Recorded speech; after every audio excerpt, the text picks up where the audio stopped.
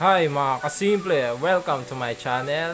For today's vlog, ito po, napakasarap ng recipe po natin for today.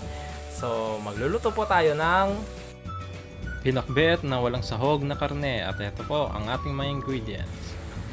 Sitaw, sigarilyas, ampalaya, okra, talong, kamatis, kamote, at saluyot.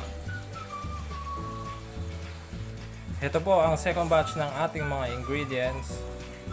Bawang, sibuyas, patis, ginisa mix, pamintang durog, at kasama rin po ang tubig at cooking oil o mantika. Ilalagay ko po sa description box ang complete details po ng ating mga ingredients. So ito po, start na po tayong magluto.